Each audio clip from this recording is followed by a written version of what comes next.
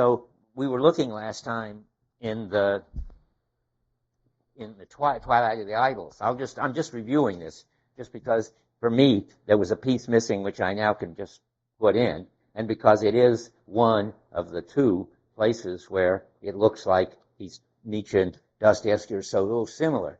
So we were reading all this last time from Twilight about how you can't judge the value of life.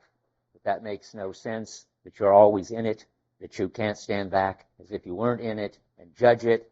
And if you do, this was on 55, remember, to do that is what Nietzsche calls rebellion on 55, section 5. If one has grasped the blasphemous of such a rebellion against life, as has in Christian morality become virtually sacrosanct, one has fortunately therewith grasped something else as well, the uselessness, illusoriness, absurdity, falsity of such a rebellion. Well, of course, Ivan isn't making the rebellion from the point of view of Christianity, but from the point of view of his own rational demands for justice in the face of the injustices of the world. But rejecting life as if you had that option and as if that was a good thing to do, if you did have that option, is what Nietzsche's calling rebellion. Well, Dostoevsky has a similar notion. Ivan wants to step out of life. Remember, I told you to bring your Dostoevsky, to bring Brothers Karamazov today. So I hope some of you have it. On 238, I told you there was a chapter called Rebellion. But when I tried to find where in the chapter he actually talks about rebellion, I couldn't find it. And it does go by very fast, although the whole chapter is called Rebellion. It's at the bottom of 238, where after Ivan has said all this big talk about, in effect, for the love of humanity, he doesn't accept the world, and he's giving back the ticket. That's rebellion, murmured Alyosha, looking down. Rebellion? I'm sorry to hear that. I'm sorry you call it that, said Ivan earnestly. One can hardly live in rebellion, and I want to live. Then he switches to another subject. So that they should call it rebellion, which isn't an obvious thing to call it, is interesting. That they have the same view is more interesting, that you can't stand outside of life and judge it because you're totally immersed in it. You wouldn't be able to ever see the world from any place but involved in the world. Now we're switching. That was just a review or a bit of the end last time. We're switching totally to the gay science and to the most important passage. I presume everybody would agree in the gay science. At least I can't imagine any candidate that comes close for having said so much in so little space, having had so many people commenting on it. That's on page 181. Is there anybody who has a different edition so that I should say the numbers of these aphorisms? Okay, that's number 125 on 181. And for a while I'm just going to read this because every sentence is interesting and important. So, the madman. Have you not heard of that madman? Better turn this on. Have you not heard of that madman who lit a lantern in the bright morning hours, ran to the marketplace, and cried incessantly, I seek God, I seek God. As many of those who did not believe in God were standing around then, he provoked much laughter. Has he got lost, asked one. Does he lose his way like a child, asked another. Is he hiding? Is he afraid of us? Is he gone on a voyage? Thus they yelled and laughed. The madman jumped into their midst and pierced them with his eyes. Whither is God? He cried. I'll tell you, we've killed him. You and I, all of us are the murderers. But how did we do this? How did we drink up the sea and wipe away the horizon? That's enough for a while. So what does it mean to say that God is dead and that we have killed him? Well, to say God is dead means that God doesn't have the importance and place in the culture that God had up to Nietzsche. That is, the idea that if you believed in God as the creator of the world and the source of all meaning and all intelligibility and all morality, you had sort of the common sense of the culture on your side. But at some point, it switches over, and more, it's the secular people who don't have to explain what they believe. That those who still believe in God have to explain it and justify it more and more, and the people who don't have to explain it and justify it less and less. It just seems obvious to them that given science, given evolution, given all the things of the Big Bang and all that, it doesn't seem a plausible hypothesis anymore that there is this one supreme being that creates and explains everything. So so in Nietzsche talk, God is dead. And that means you would think that the people don't believe in God, because it says that those who did not believe in God were standing around, and they said all these things.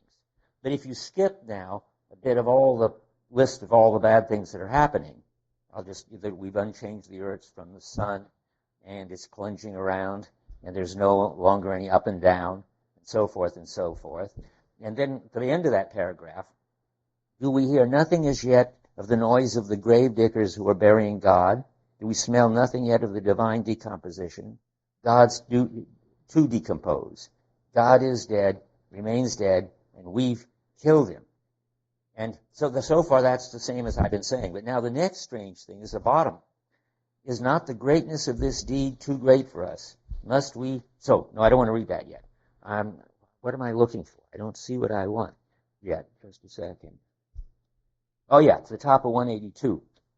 Here the madman fell silent and looked at his listeners and so forth.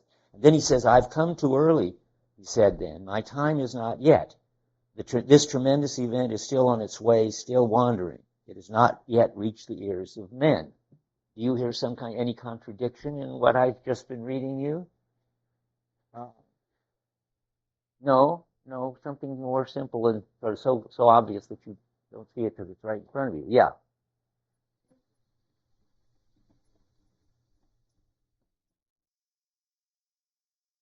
That's right. That's the second thing you're saying. The first thing is just the strange contradiction that there are all these people standing around who don't believe in God.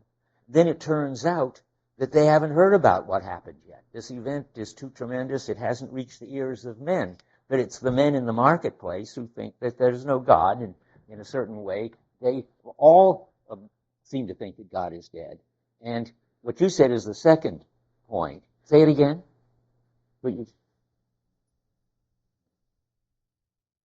Yeah, good, right. And the second point is, if they've done it, how come they don't know they did it? And this is all very murky, but it's clear if you understand what's going on in Nietzsche's way of thinking about this. So the interesting thing is that the unbelievers who think they don't believe in God, one, are still believers in God, and have already killed God.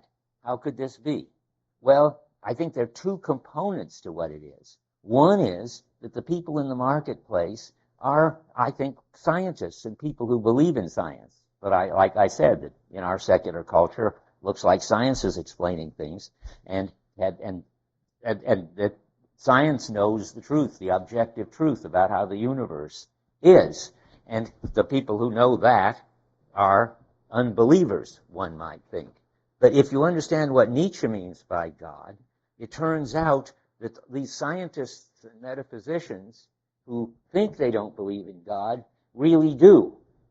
Because God, in the idea of God, is the idea that there is one objective, right story about the universe. That is, they believe in objective truth in science and in metaphysics. And whenever you believe in objective truth, you believe that there's some God's eye point of view which sees the world, the universe, as it really is. And, of course, we can try to approximate this. People like Einstein thought that the scientists like him, had the job of trying to see the universe from God's point of view.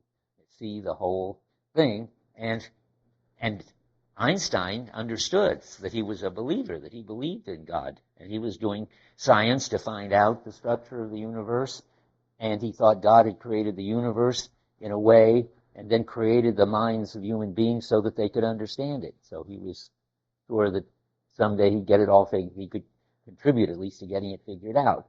And even more recent than Einstein, is it Hawking, who wrote The Brief History of Time? And you remember that? It's sort of on a lot of people's coffee tables about, 6 years ago or 10 years ago? I don't know. And not that anybody ever read it, got very far in it as far as I know. So anyway, the end of the book, if you get there, not that I read all the pages in between, but if you get there, he says that the job of science is to know the mind of God. That is, if you knew all the laws of the universe and why the physical constants were the constants that they were, you'd understand sort of the ultimate, I don't know if he wants to say meaning of things, structure of things, or something like that. So people like Einstein and Penrose are still believing in God, and even scientists who say that they're secular, don't believe in God, still believe in objective truth. And that's enough, from Nietzsche's point of view, to show they haven't really stopped believing that there is some point of view from which you could get the truth about things. This is on 283. And he says, but you will have gathered what I'm driving at. This is aphorism 344. That is, that it is still a metaphysical faith upon which our faith in science rests. That even we seekers after knowledge today, we godless anti-metaphysicians, see, that is, we think we're godless. That is, that we are saying, we don't believe in God anymore. We don't believe in metaphysics anymore. We're just solid secular believers in science. We godless anti-metaphysicians still take our fire from the flame lit by a faith that is thousands of years old. That Christian faith, which was also the faith of Plato, that God is truth, that truth is divine. Then skipping a little, but what if God himself proved to be our most enduring lie? That is, there is no objective truth. What would it be if there was none? Well, we're going to talk more about that later, but just so you won't find it totally mysterious, all there are interpretations, according to Nietzsche. You've got your interpretation, I've got mine, our culture has its interpretation, Buddhist culture has its interpretation. There's no right answer to which of those interpretations is the right one. There's just a whole lot of perspectives. Sometimes Nietzsche's view is called perspectivism, namely, all you've got is descriptions of yourself, your situation, the universe, the world, and those descriptions are all interpretations.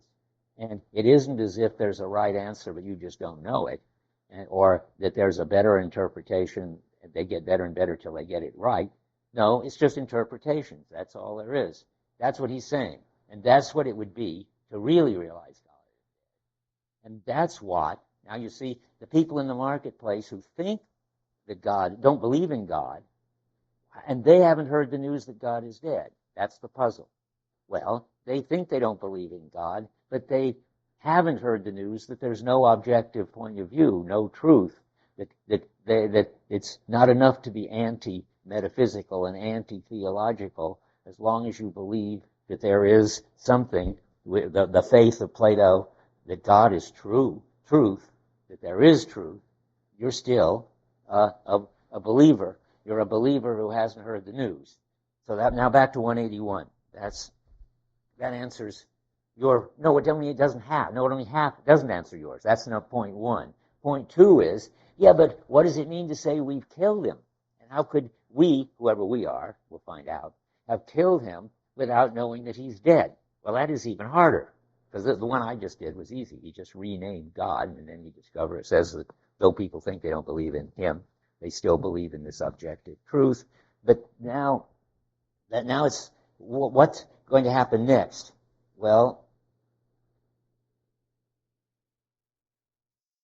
we're now back on 181. We're in italics. Nietzsche's screaming at you, we have killed him. And now How can that be? Well, I think for Nietzsche, science kills God, and more interestingly, Christianity kills God. I'm not going to say much about science because I think that's a whole big thing, Nietzsche's view on science, which we don't need to understand breathless, and we don't really need to understand what's important to us about Nietzsche. So I'll just say sort of dogmatically, since Nietzsche thinks that there isn't any truth and everything is interpretation, he thinks that science is admirable because it's very clear-headed and sober and has to have agreement and has to follow methods and has to get repeatable answers and so forth. Science is trying to find out the truth about the universe. And Nietzsche admires that. He admires it especially because he thinks that when science finally gets really good at finding out the truth about the universe, he's going to find out that it's all interpretation, that it's chaos, as he puts it, that there's no structure except what we read in. So that science won't undermine itself as science, because it can still make very important predictions and find causal laws and do nanotechnology and DNA work. That's fine. It's just that science can't claim, once it sees what the universe is really like, that there's any one right answer. There's always, whatever science discovered is relative to our interests, our capacities to perceive, and our kind of mind. And God, there's no reason to think that God has made the universe to conform to our way of thinking. And so we're just putting our way of thinking as a kind of projection on it. And that's fine. And what interests me is, I would have thought that scientists, at least, wouldn't like this view, that science is a social construction, which is very popular in English departments, comp lit departments, and rhetoric departments. Philosophy departments are more resistant to it, I think, but there are plenty of smart philosophers who think this too, that there isn't any right answer in science.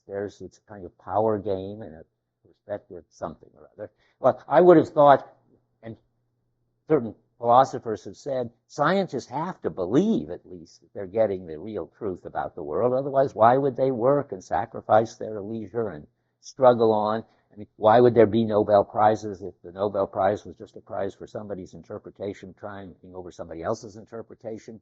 Well, when I talk to younger scientists, my daughter among them, chemists, but also, I mean, people who are not influenced. And I'm still the old school. I really like to believe that science is going to be getting it righter and righter about the universe. But I do see that Nietzsche's winning out, that he would be pleased to say, he did say that people wouldn't really accept his views and understand him for 300 years. Turns out it's happening a lot faster than he realized. The people I talk to in physics and so forth don't anymore claim that there is some one right answer of the structure of the universe that they're getting. They're making some interesting construction that they will try to convince everybody of, and which will correspond to some observation, so forth. Now that, I said, isn't very interesting to what we're talking about.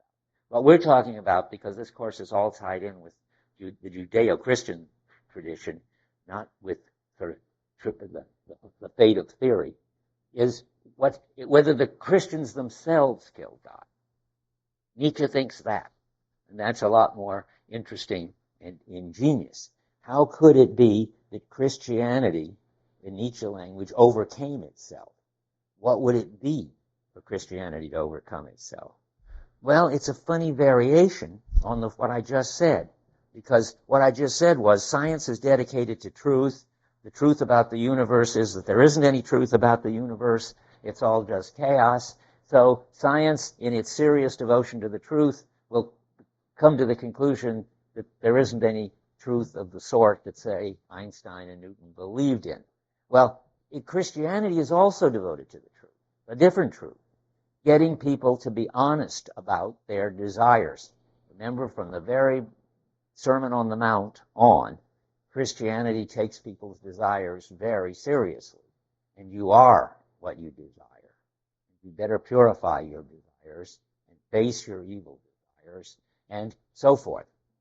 So Christianity develops a whole technology for analyzing people's desires in confession, helping them realize that a lot of what they think they desire is really, they're fooling themselves. They're covering up their dark desires. And like Ivan is. I mean, he desires to torture people.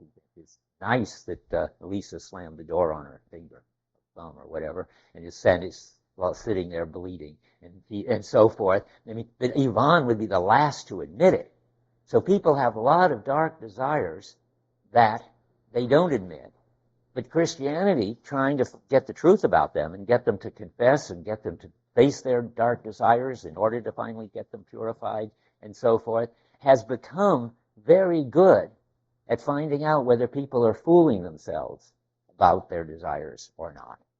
And now the picture Nietzsche has is, well, and we'll hear more about this in a minute, I think we should better hear it now. I'll read this first and then I'll tell you more. I mean, what people desire, I'll just say it, is that the universe has meaning and a place in it, and that morality makes sense, and that God isn't dead, so all things aren't lawful, and so forth. That's what they would like.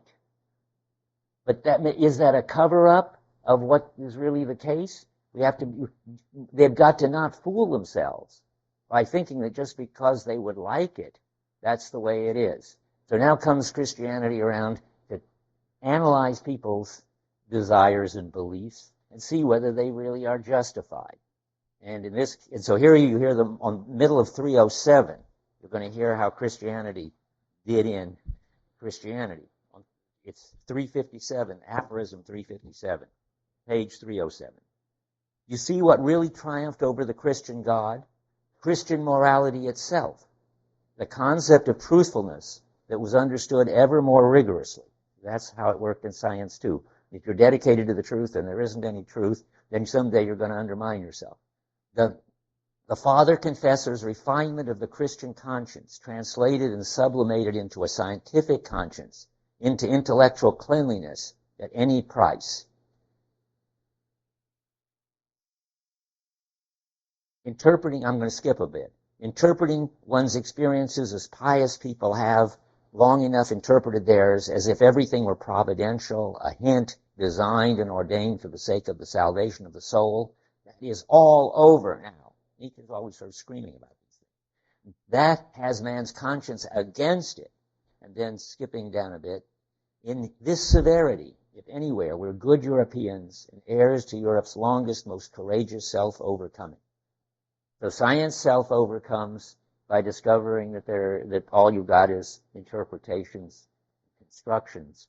And Christianity overcomes by discovering that, and now we got to go into more detail, that something that people always wanted, but which isn't there, is something that they've been fooling themselves into believing is there. And of course that's God. But now let's look at it more carefully. Nietzsche has this idea that what human beings want more than anything else is meaning in their lives. And that we are, in our culture, especially good at convincing ourselves that it all makes sense and that there's some reason why the world is the way it is and we're in it. So this is on 75. It's aphorism 1 of book 1. Page 75. And what happens is people get more and more interested in finding meaning in the world and fool themselves more and more in thinking that there is some kind of meaning in the world. So in the middle of the paragraph below the middle of the page, he says, human nature has been changed by the ever-new appearance of teachers of the purpose of existence. It now has one additional need, that is between the kind of need that animals have and that normal people have. It has one additional need, the need for the ever-new appearance of such teachers and teachings of a purpose. Well, that's only part of the story. The story is, we'll read more. Gradually, man has become a fantastic animal that has to fulfill one more condition of existence than any other animal.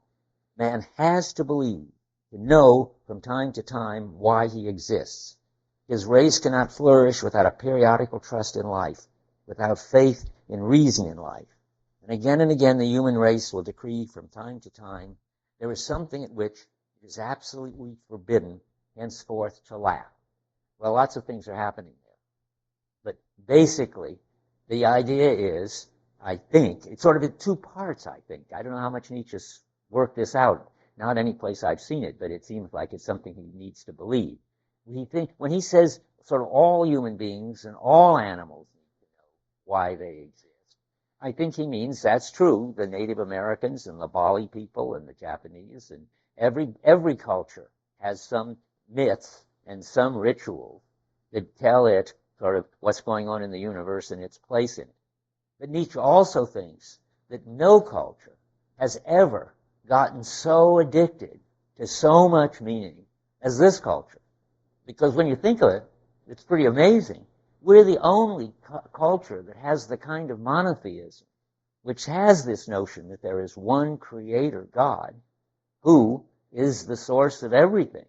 Remember, all meaning, all intelligibility, all moral laws, and actually created the universe itself. I don't think there's any other religion that the Judeo-Christian, and I suppose the Muslims too, which is part of that same Western kind of religion.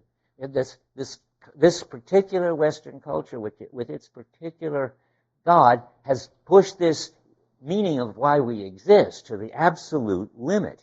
And we become completely meaning addicts. That is, we have a super monotheistic understanding, partly because of the way these two cultures came together. On the Hebrew side, there was this creator God who seemed to be the source of everything. And then on the Greek side, there was the Plato good, which was some sort of super being that was the source of morality and intelligibility of everything. And then they got put together. That's the story I told you in the first lecture, by Augustine, the Church Fathers, and then St. Thomas. They kept trying, because they looked so similar, because they were these two very, very meaning-oriented, supreme being-oriented cultures, they just merged to a super or supreme being-oriented culture, what Nietzsche calls monotheism, because he doesn't like it, and he wants to say everything gets explained finally in terms of this supreme being. For Nietzsche, that's monotheism. Now, I wrote here, but I don't remember why. We should look at 725 in the Brothers Karamazov. It seems strange to me. I'll go there and I'll tell you what happened. 725. There's nothing in 725. Here it is, my boy. What is that? Suppose we look at 725 in here, but I don't know what happened. Something in the computer has betrayed me. I don't know. So I'll have to come back and tell you if there is any interesting point behind that. Let me just mark it. I can't think of anything about why the Brothers K would even be relevant. Okay, so the important thing is Nietzsche's views. And now let's go to 343. It's only when you sort of build up what God means, not only that it's the truth of science, but that all meaning comes from God, that you see what a terrible thing it would be how much we need God, how much we're ready to fool ourselves into thinking that there's a God, and so forth. This is on number 343, page 279.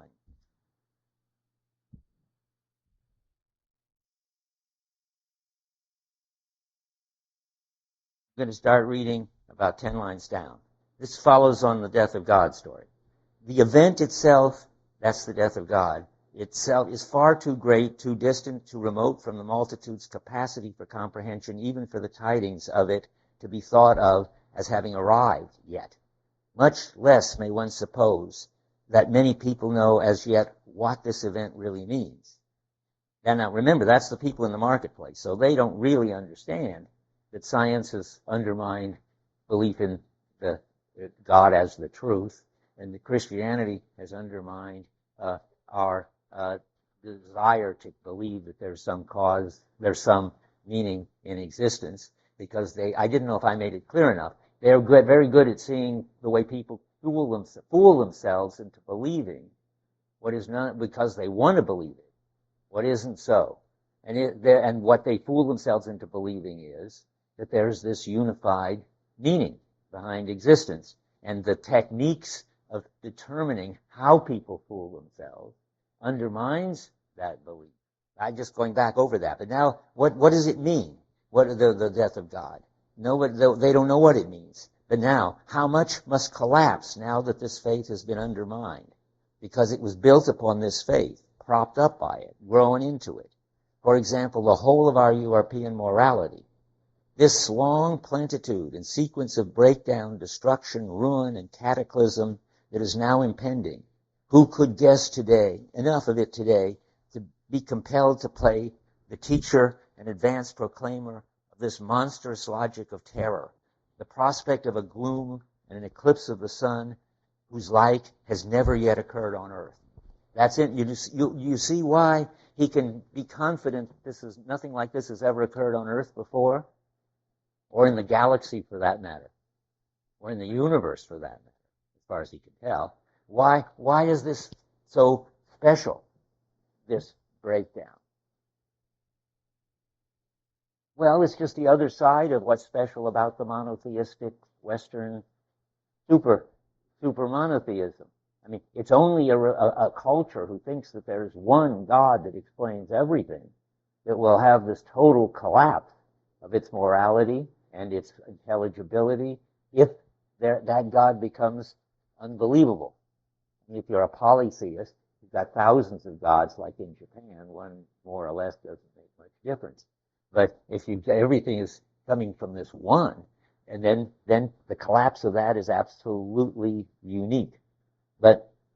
And yet, I mean, these people haven't admitted it yet.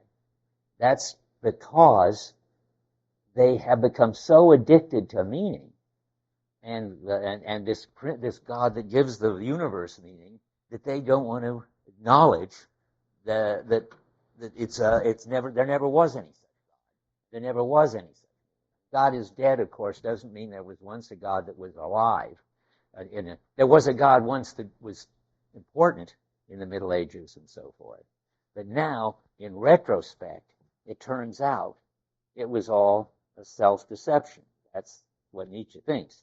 So, and that people will do anything to believe in that kind of God.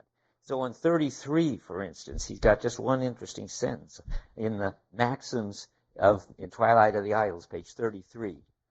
If we possess our why of life, we can put up with almost any how. Now, that means to say, if we can get this explanation of why we're here and what we're supposed to do, we'll be willing to suffer, we'll be willing to fight religious wars, we'll be willing to do all sorts of things. If only we can believe that there's an answer to why we're here and what we're supposed to do. But when religion gets good at finding out the truth, then it finds out that this craving for meaning and order has been souped up to this kind of addiction to meaning and order. I mean, remember, I think all human animals have a craving for meaning and order, but none of them got into such a delusion of having totally satisfied it as we did. And when the craving for meaning and order doesn't have any evidence to support it, then Christianity undermines itself. And that's the sense in which God is dead, and we've killed him. Christianity undermines any reason for believing in God by examining the motives for believing in God and finding out that those motives are all what people would like, but they aren't based on anything that you can believe or trust. Let me see, I'm looking for something to see if I've already said a certain thing. Well, let's go look. Have I already talked about page 307? It seems to me I have. It's right to see it again, but yeah, that's I was just coming back. That's just to say we've gone through the longest and most total collapse that any culture could go through. Anybody want to say anything about any of this so far? Yeah, good.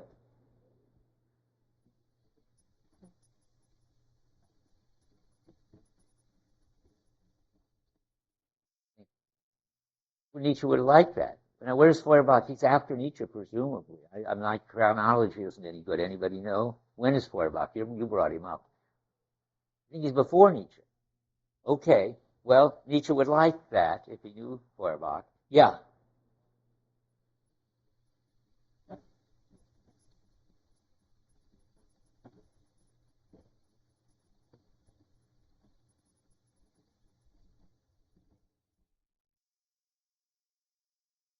That's a terrific question. We have to put that off. Let me think when we're going to get to it. I think not next time even, because it doesn't matter for Breathless. But in the end, that's the confrontation finally between Kierkegaard and Nietzsche. I mean, because Kierkegaard says that Christianity has no objective validity. He says it. I mean, and because it gets all of its validity from the commitments of the people in it. But if you are committed to it, then you get eternity and time and all that, even though it hasn't got the kind of meaning grounded in a supreme being that Christianity thought it had. Instead of thinking, well, that must be the end and the disaster, Kierkegaard says, no, that just shows what a strenuous and interesting and exciting thing it is to be a Christian. Yeah, that's exactly the right question, but I'm not going to talk about it yet. Anybody else? Okay, then let's go back to this again.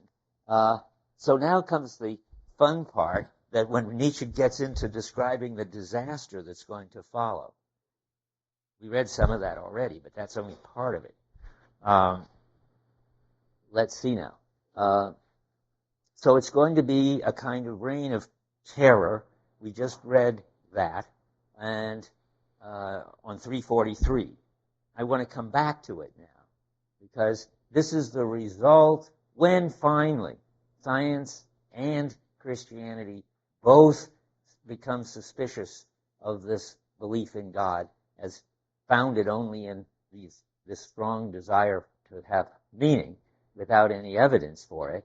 Then everything falls apart. And Nietzsche calls this collapse a cataclysm, which is a nice thing to call it, because what is a cataclysm? I gather that a cataclysm is a kind of breakdown of the foundation. It's a kind of huge earthquake, I think. That's in which everything collapses. And it's a neat name for this, because God has been the foundation, the ground, the support of everything. And when God gets undermined, even though the people who do the undermining don't realize they've done it, as they begin to realize they've done it, then it begins to be a complete breakdown of everything. And when they finally realize it, it will be the total breakdown of everything. And that's the cataclysm he's talking about, this long plenitude and sequence of breakdown, destruction, ruin, and cataclysm that's now impending. Who could guess? Stop with that. Now, this is interesting in itself, but it's particularly interesting if you're asking yourself, does it look like Nietzsche read The Brothers? Do you recognize that? Probably not. But does that strike you as familiar, this talk about the cataclysm? Yeah. That's right. It's one of Ivan's papers or whatever they were. And who tells him about it? The devil. The devil comes and talks to Ivan when the devil is there talking to Ivan. Ivan is hallucinating the devil. And you have to read this to see. Now, I haven't told you the whole Nietzsche story yet, but just enough to get to the word cataclysm. So now we're going to see the Dostoevsky story. And then we'll go back and see how much Nietzsche could have gotten from this Dostoevsky story. It's really absolutely wonderful and amazing. And so we'll start on 613 of the Brothers. This is it's called, this paper, The Geological Cataclysm. See that about 12 lines down?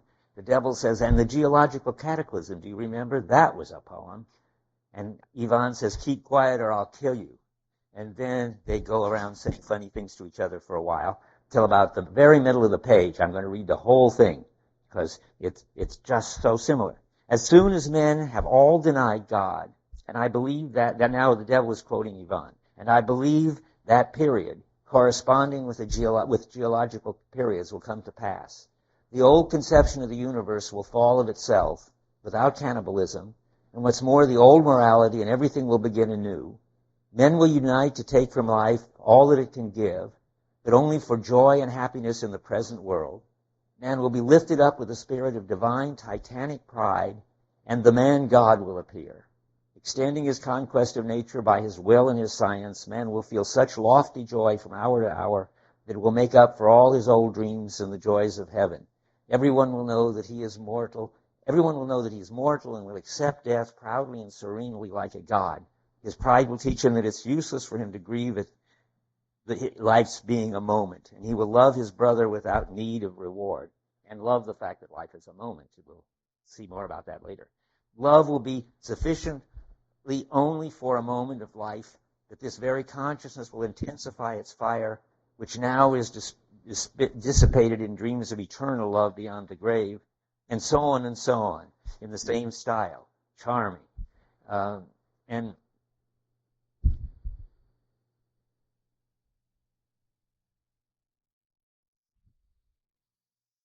I better read you a little more at the bottom of the page, because it's all so relevant.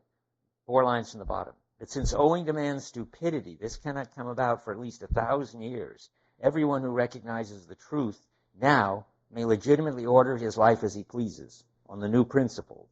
In that sense, all things are lawful for him. What's more, even if this period never comes, since there is anyway no God and no immortality, the new man may well become the man-God, even if he is the only one in the whole world. Promoted to this new position, he may lightheartedly overstep all the barriers of the old morality, the old slave man, if necessary. There's no law for God, where God stands, and so forth. Okay, now, that's Dostoevsky. Now look at Nietzsche on we'll see what he thinks. Remember, this is Ivan's version of what will happen when there is this cataclysm, and God is dead, and everybody recognizes that God is dead, and the whole world collapses into this terribly dark situation. I just want to read more in 181 of the darkness before I get to on 125, page 181. Remember? No, I think that's enough. I'm going to go on with Nietzsche's response. So notice now, I think I should just go directly to page, stay on 279, where we were.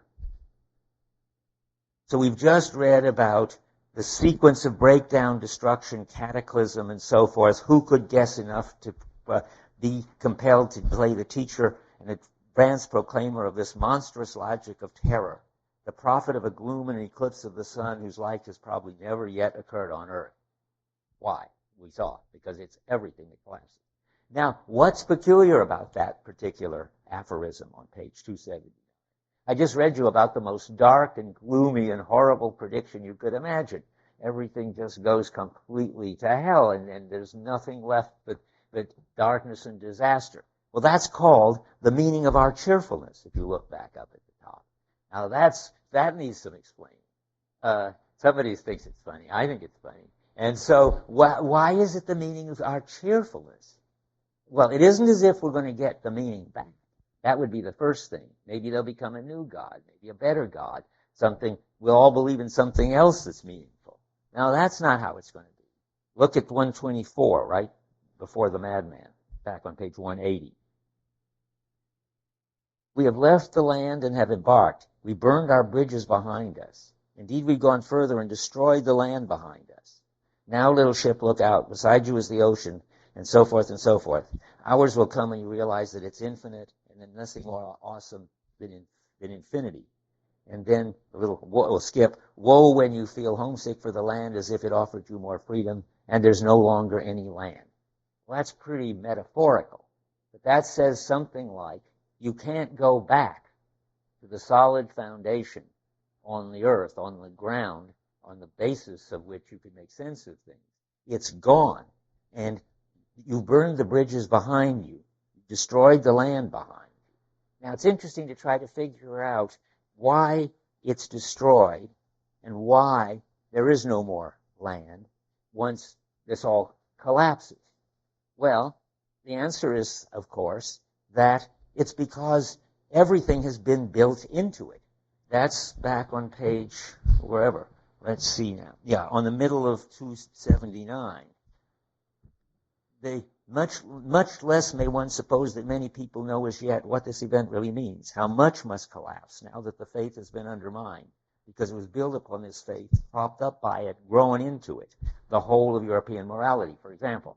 Okay, so if everything we understand in our morality, in our understanding of the universe, in how we make sense of things, if it's all built into this supreme being, this monotheistic account, and we stop believing in the supreme being by undermining it through our suspicious kind of belief about getting the truth about our own desires, and our finding out about the universe is just chaos.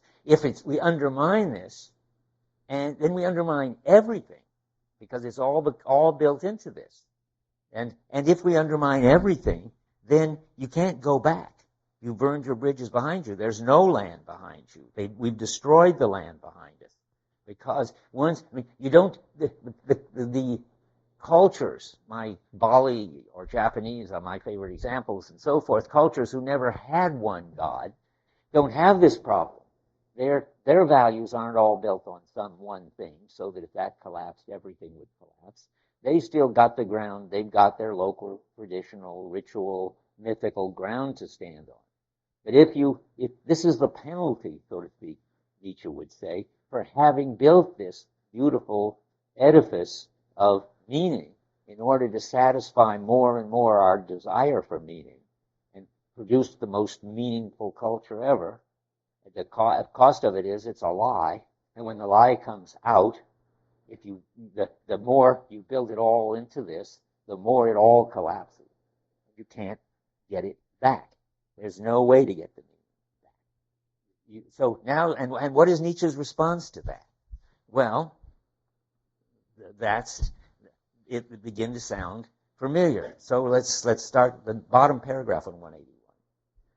How shall we comfort ourselves, the murderers of all murderers? What was holiest and mightiest of all that the world as yet known has bled to death under our knives? Who will wipe the blood from us? And so forth and so forth. Is not the greatness of this deed too great for us? Must we not ourselves become gods simply to be worthy of it? Sound familiar? Like what he might have been reading? I mean, Dostoevsky says we should become gods ourselves. And then Ivan's got this whole picture. Let's go back to 739.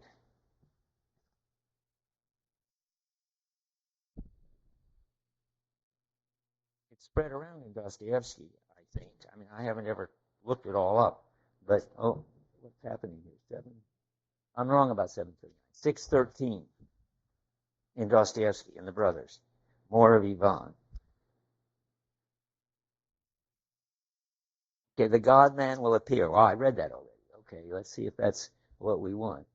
Yeah, the God-man will appear, and now and how will people feel about this? Well, they'll be very happy. They'll be joyful, Ivan says, and everyone will know that they're God and be proud and serene and loving and so forth, and they will order their lives on this new principle. They'll be as happy as if they were in heaven, he says, and the new man becomes the man God, and so forth. Well, Nietzsche has the same view. It's going to be terrific. That's why he's cheerful. Once you get over this cataclysm, you will wake up as if from a long sickness, and you will be all the healthier and happier for having overcome the sickness. That is, you will have what Nietzsche would call the greatest overcoming that any culture ever had. I mean, that's the other side of the greatest collapse. No other culture had the opportunity to have, so to speak, the open sea before us and be able to start from scratch to build our own world as this culture does. Because it's not bound by tradition and ritual and myths. They're all gone. They all got swallowed up by Christianity, and then they collapsed. And now you have this wonderful feeling of having sort of waked up from a bad dream and full of health and vigor. And that's sort of behind the gay science. He's built it into the gay science from the very start. The gay science is about recovering from a sickness and what a positive thing that is and how new and joyful you feel. That's the gay science. It's sometimes translated the joyful wisdom. Could be either way in German. But he starts right out in the preface to the second edition on page 32 to do this, to say that this book is about an experience. And it's about an experience of, at the end of the first paragraph, the proximity of winter and the triumph over winter. Or to put in the middle of that page, it's about the hope of health and the intoxication of convalescence. That's the state the culture is in. Once there, I mean, he thinks probably it's not there yet, except for him. And he could remember it might take, sometimes he says 300 years, sometimes he says 1,000 before people will be able to recognize that there isn't any God and accept it.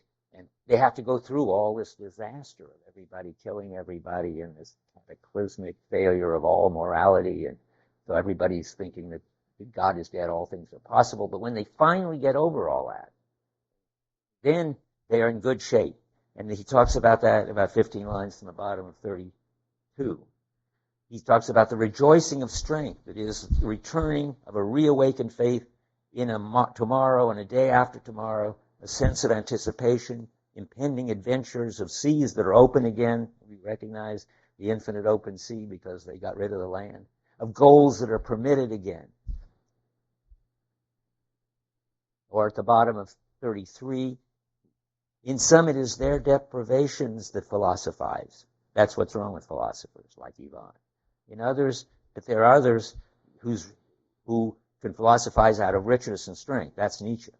The former need their philosophy, whether it be as a prop, a sedative, a medicine, redemption, elevation, or self-alienation. But the latter, it's a beautiful luxury. So that's not so important as the claim that all of this is going to be like recovering from a sickness. And that means that it's a very healthy thing.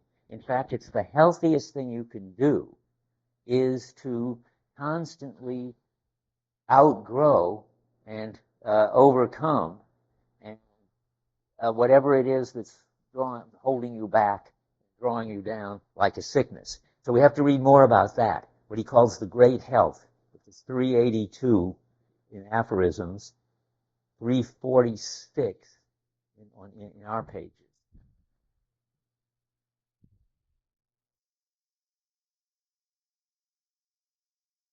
So now he's talking about, and let's give them a name, he's talking about what he calls the free spirits. Those are the people who are happy and cheerful and feel grateful about this collapse. They even feel grateful that there was this sickness so that it could collapse, because it made them stronger to have gone through it and then recovered from it.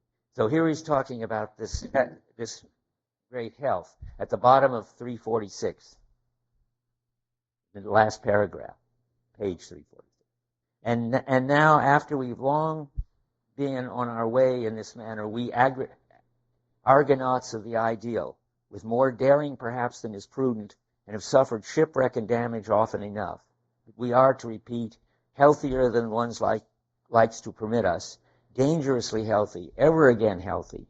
It will seem to us as if, as a reward, we now confronted an as yet undiscovered country. That last time it was the open sea, whose boundaries nobody has surveyed yet, something beyond all the lands and nooks of the ideal so far, a world so overrich in what is beautiful, strange, questionable, terrible, and divine, that our curiosity as well as our craving to possess it got beside itself. Alas, now nothing will sate us anymore. Well, that's nice and interesting, and that's the part of this experience of the great health. But what's interesting on that list, and I'll come back and talk more about this after. Well, I can mention it now. Got some relevance. Do you notice what is not on that list? It's very hard to notice what's not there. That there's something, he says how beautiful, strange, questionable, terrible, divine the world will look to these new healthy people who survived the collapse. Well, it won't look meaningful. That's what's not on the list. How intelligible, how understandable, how, what was the phrase on 33 that in the maxims that people had to have or die? That's not on the list. The why of life. Well, yeah, it's not going to give you a meaning. It's not going to give you a why. It's going to give you a whole lot of other things. Beautiful, strange, questionable, terrible. And he's going to redefine the divine. The divine in this sickness that the culture went through for 2,000 years was the why, was the meaning. Now the divine is all this other stuff. If you need one word for it, I think Nietzsche's got the notion that instead of the world of meaning, it's a kind of wonder world. Everything is wonderful and strange and surprising and all these things, beautiful, questionable, terrible. That's all wonder talk as opposed to meaning talk. He's inventing this whole, he needs to. If he's going to tell us what it's going to be like for these happy people after the world has collapsed and there's no meaning left, he's not going to be telling you, or it'd be very boring. There would be a new meaning now. Science will tell us, psychoanalysis will tell us, whatever, DNA will tell us. I mean, he's not saying he's not going to find some new answer to why. He's going to say, well, it's just wonderful to be on this open sea with no boundaries, no landmarks, no rules, inventing, constantly reinventing ourselves, reinventing the world. And you'll see when in your reading, having new suns, for instance, we've let the old sun go. He says it's disconnected because it was part of the divine picture. But we'll invent new suns. And that's the idea. And it goes on 347. So let's read more of it. But first I want to see where I am.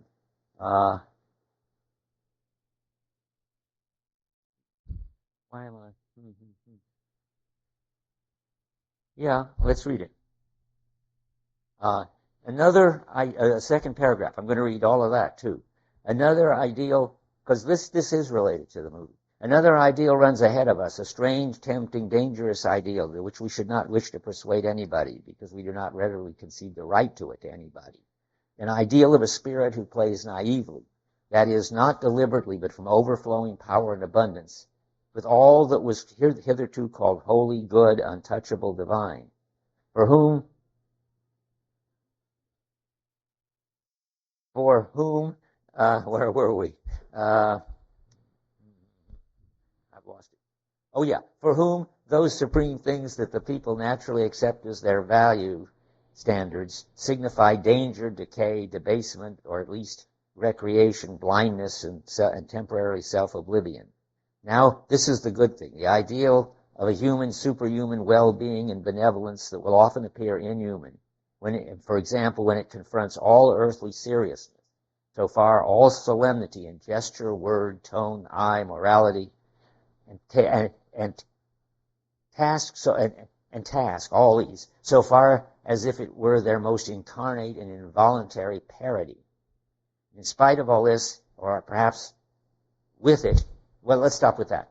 So that's, again, one way to put this, remember, is that the old sacred was something at which you couldn't laugh. And remember, he said that. I read that earlier today. And remember in the Brothers, Alyosha tells the boys that there's something of which they cannot laugh. That's what now, even everything, even the sacred is up to make jokes about. There's nothing at which one cannot laugh. That's what Nietzsche wants to say. It was kind of a cowardice to take something and say that you can't. In the Brothers, it's a little below the middle of 728.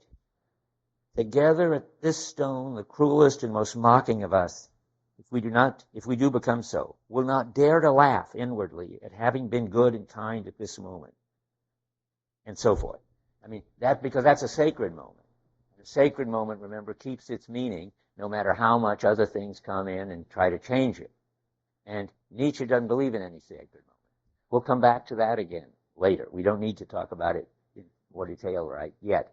Anybody want to say anything about this? This is the next sort of big chunk of what we should be talking about. So there's the great health, and we've just been reading about the great health.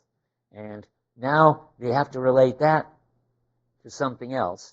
What is this sort of the basis of this health? Why is it important and good? It's sort of the good in Nietzsche, to be constantly outgrowing and convalescing from and leaving behind everything that you were and had and cared about before. What's so good about that? Well, we haven't really got that yet, but we will right now. So the bottom line in Nietzsche is that life is constant overcoming. Just being alive on 291, 349 aphorism.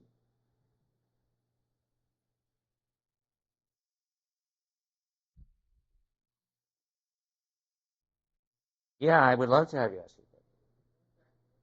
Yeah. Yeah. No, I didn't, did I? I wondered if anybody would notice. Good for you. I find that very hard. Do you know what to say? The tragedy begins. Okay, I'll tell you what I think, but I'm not sure. Tragedy doesn't have to mean, bad stuff. I'm sure this is right. I mean, people think now that tragedy is about suffering, and not just any old unhappiness, but some kind of necessary suffering. That's what happens to Oedipus. That's what happens in every tragedy. In Hamlet, there's lots of suffering. People learn from their suffering, but it's not so upbeat. I mean, it's already implicit. But in the first tragedy, I'm thinking, let's go back to Aeschylus. I remember Nietzsche knows all of this. The tragedy of the Oresteia, which I teach in philosophy 6, is that going through a lot of suffering, something utterly new and better comes out of it. You know the Oresteia. I mean, the chorus keeps saying, suffer, suffer, but good comes out in the end. That's a refrain in the Oresteia chorus. Well, if that would fit this. Suffer from the total collapse of everything. But good will come out in the end is, yes, we'll have a new health, we'll be better off. What do you think? Does that make sense? If not, I don't know what to say.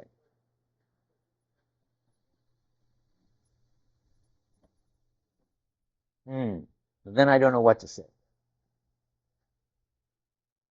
Let's go back to that page. I really don't know what to say. That was the best I ever came up with right now. But let's try. What page are you on? 347.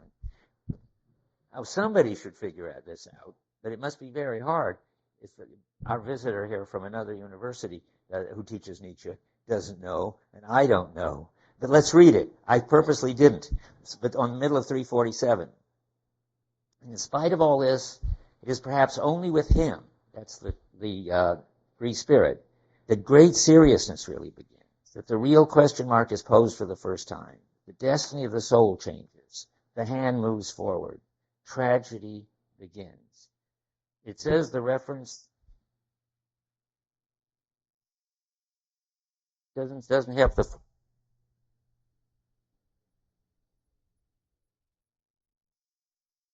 I was going to say that it must have to do with Zarathustra, but what it has to do with that, that's another book written by Nietzsche. So what does it mean? The destiny? Does it have to do with the eternal return, or what would it have to do? Okay.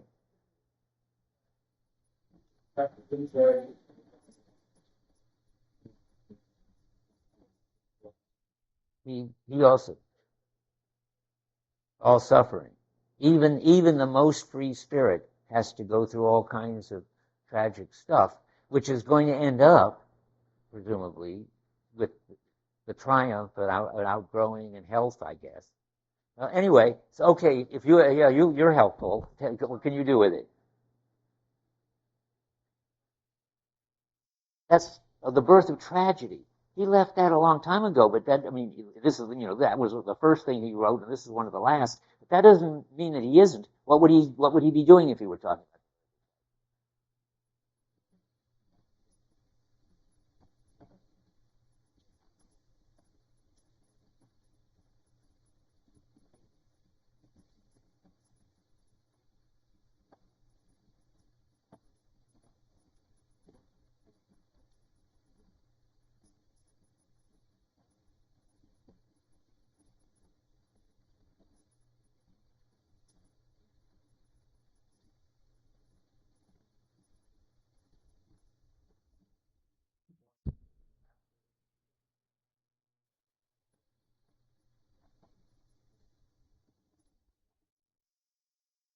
now we're back in it when we can really experience tragedy in a good sense. Maybe.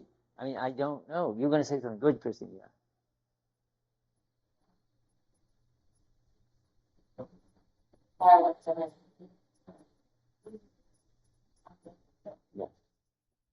That's good. Yeah.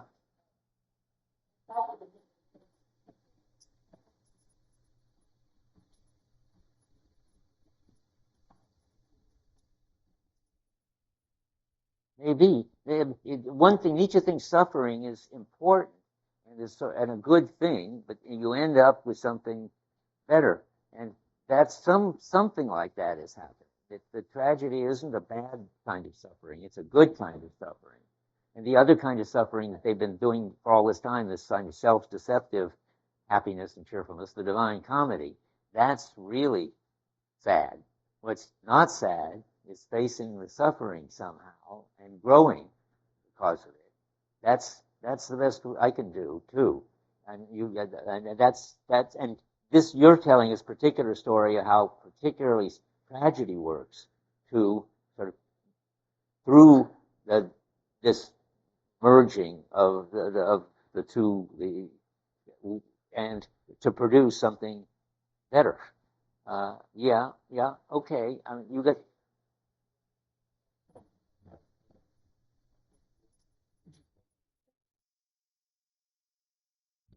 You're on his side. Good. I'm on his side too, if we can understand it. 370, where? Okay. Okay, let's look at that.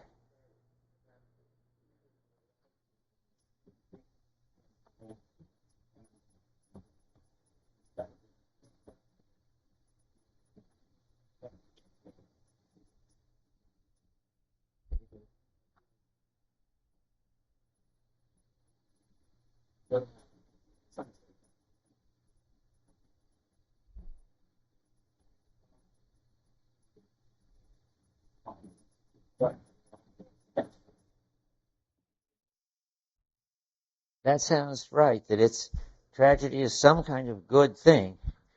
Uh, I'm looking down even further. The desire for destruction, change, and becoming can be an expression of overflowing energy that is pregnant with future. My term for this is Dionysian. So you're on the right track. The Dionysian tragedy is a kind of tragedy which fits with the kind of energy that's constantly destroying what's behind and moving on. I think it's got something to do with that. Let me write that down. I'm glad you questioned it. So now we want to, when he says the tragedy begins, where is that?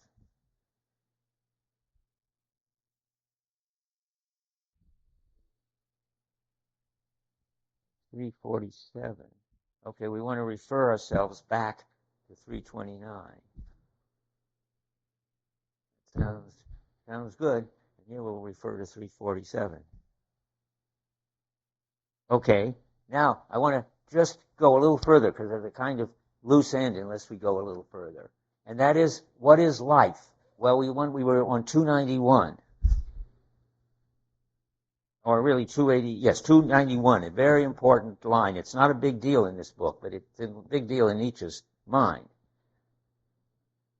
So at the bottom. And it's tied up with tragedy in a way, because it's going to say sort of destruction and rebirth is what's important. The wish to preserve oneself is a symptom of a condition of distress, of a limitation, of the really fundamental instinct of life, which aims at the expansion of power. And wishing for that frequently risks and even sacrifices self-preservation. It would, and so forth. And then skipping to the bottom of that aphorism. The great and small struggle always resolves around superiority, around growth and expansion, around power, in accordance with the will to power, which is the will of life. So the great health is the happiness that comes from outgrowing what you are and going on to something further, constant overcoming. And the collapse of the whole Judeo-Christian Greek thing that the culture has been in for 2,000 years until Nietzsche thinks he should help collapse it. Of course, he didn't make it collapse. He just saw the collapse and sort of pushed it.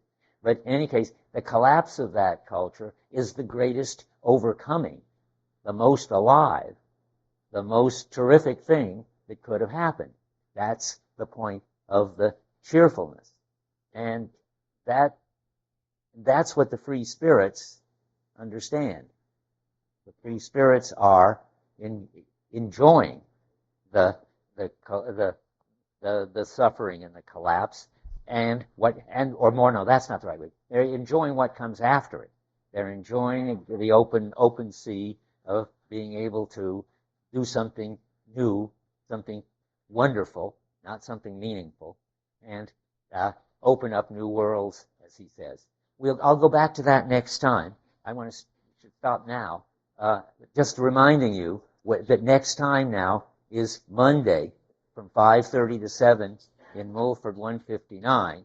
What I'm going to talk about a lot more is what it is like to be a free spirit.